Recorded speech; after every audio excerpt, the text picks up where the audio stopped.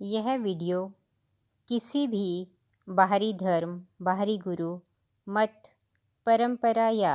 संप्रदाय के विरोध में नहीं है। यह एक विनम्र आत्मचिंतन है,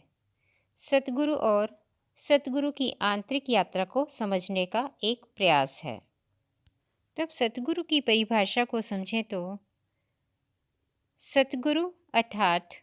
वह जो पूर्ण प्रकाशित, पूर्ण चैतन्य, पूर्ण सत्य स्वरूप में स्थित हो, जो साकार में रहते हुए भी निरंकार सत्य को धारण किए हुए हो, जिसने अज्ञान, असत्य और अंधकार के जगत को पार कर प्रकाश में सत्य हकीकी जगत की यात्रा को स्वयं अपने भीतर पूर्ण कर लिया हो, जिसने अपने अंदर सर्वव्यापी, स्थायी और अविचलित ज्ञान को प्राप्त कर लिया हो, जिसने चेतना के 10 सूक्ष्म द्वारों को पार कर लिया हो। ऐसे आला अव्वल विरले को ही पूर्ण गुरु, सतगुरु, पराज्ञानी और दशमेश पिता कहा गया है। तब सतगुरु की यात्रा को समझें तो जगत में जिस विरले के द्वारा सत्य की छन्ने की यात्रा में उतर स्वयं को संपूर्ण असत्य रहित, संपूर्ण विषय विकार रूपी कूड़े करकट रहित, संपूर्ण अशुद्धियों रहित होने की यात्रा को पूर्ण कर पाना संभव हो पाता है, जिस विरले के द्वारा जीते जी स्वयं को कर्म बंधन से कर्म मुक्त करा पाना संभव हो पाता है, जिस विरले के द्वारा जाहरी जगत से हकीकी जगत तक पहुंचने की यात्रा को तय कर पाना संभव हो पाता है, विरले के द्वारा बाहरी सचखंड से आंतरिक सचखंड तक की यात्रा को तय कर पाना संभव हो पाता है, जिस विरले के द्वारा जीवन की पहली कक्षा से जीवन की दूसरी कक्षा तक पहुंच पाने की यात्रा को तय कर पाना संभव हो पाता है, जिस विरले के द्वारा जीवन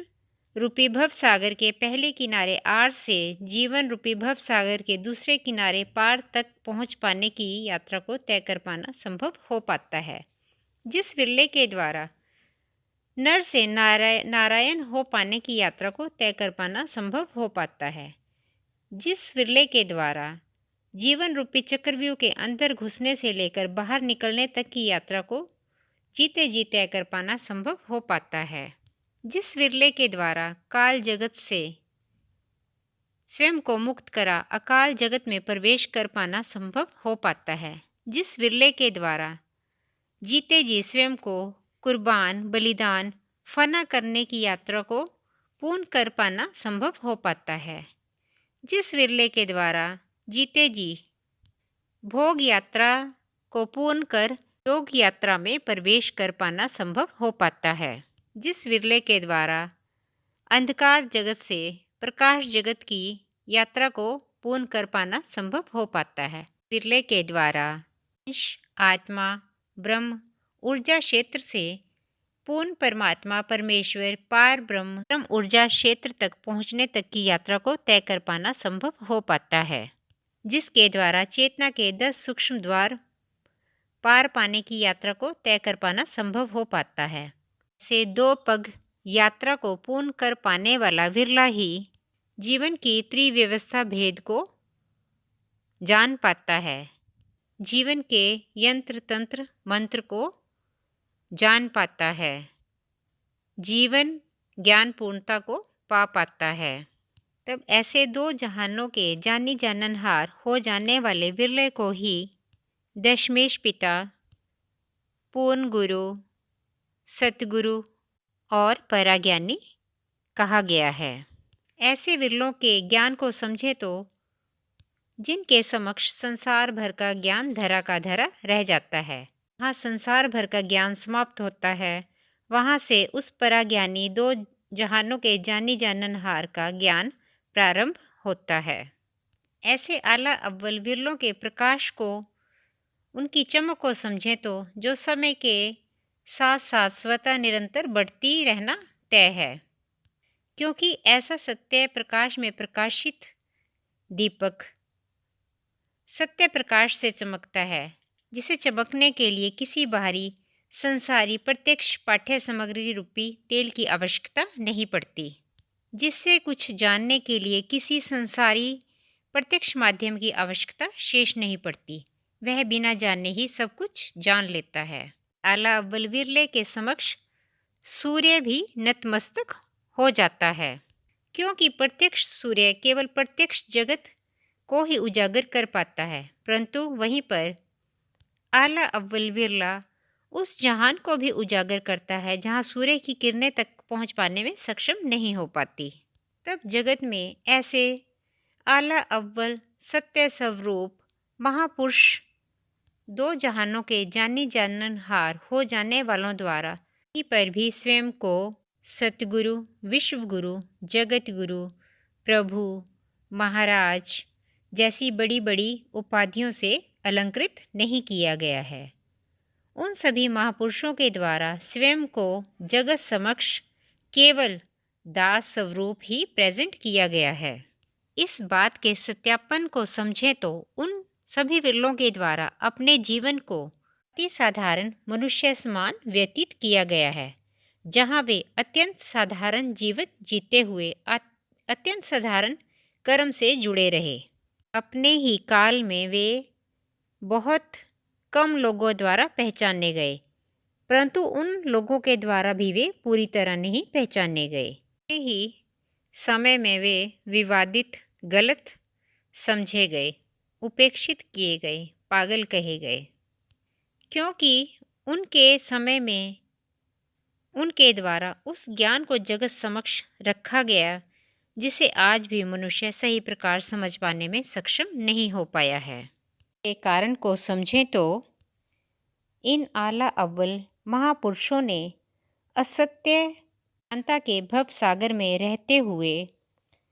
सत्य व असत्य में भेद समझ आत्म मंथन करते हुए पुनः अपनी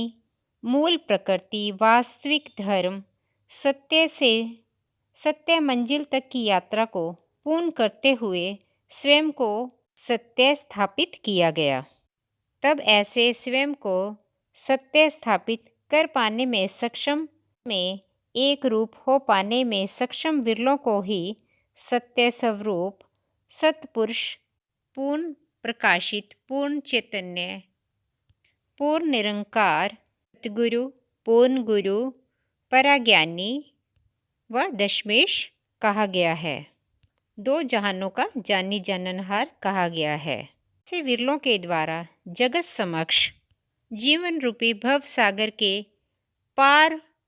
में मिलने वाले ज्ञान को जगत समक्ष उजागर किया गया है, जिसे पराज्ञान कहते हैं, आंतरिक ब्रह्मांड ज्ञान कहते हैं। तब प्रत्यक्ष जगत तक सीमित चेतना वालों के द्वारा किस प्रकार उस अप्रत्यक्ष चेतना को पूर्णतः आसानी से समझ पाना संभव हो सकता है। इसलिए आज मनुष्य पाक पुस्तकों में मौजूद कथा कहानियों में उलझकर रह गया है। हम अपने महापुरुषों के जीवन यात्रा को समझें तो सभी महापुरुष आला अव्वल सत्य स्वरूप,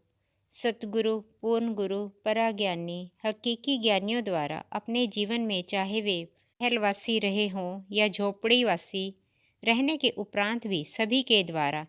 एक सा जीवन, अति कष्टमय जीवन, अति साधारण जीवन जिया गया। के द्वारा बाहरी चमक, दिखावा मुक्त जीवन, बाहरी किसी खास साज श्रृंगार मुक्त जीवन, छल मुक्त, बल मुक्त जीवन जिया गया। प्रकृति के सभी नियमों कानूनों का पालन करते हुए वास्तविक जीवन जिया गया। सभी के द्वारा पूर्णतः मैं मुक्त जीवन जिया गया। उन सभी के द्वारा अपने जीवन में स्वयं के वास्तविक स्वरूप से परिचित होने के उपरांत भी, अपने महान स्वरूप को जानने के उपरांत भी, किसी के द्वारा भी अपने महान स्वरूप को जगत समक्ष उजागर ना कर एक अति साधारण मनुष्य समान जीवन जिया गया। इस वीडियो को आपके समक्ष रखने का उद्देश्य केवल इतना ही है कि हम अपने पूर्ण गुरुओं और महापुरुषों के वास्तविक जीवन को जान व समझ पाएं। जहाँ एक ओर हम हर पल छल, बल, दिखावे और बाहरी आडंबर की ओर बढ़ते जा रहे हैं, वहीं पर यह प्रश्न और भी महत्वपूर्ण हो जाता है कि वास्तविक जीवन, सत्य पर आधारित जीवन हमारे लिए वास्तव में कितना आवश्यक है। हमारे जीवन में वास्तविक धर्म, वास्तविक स्वभाव कितना आवश्यक है।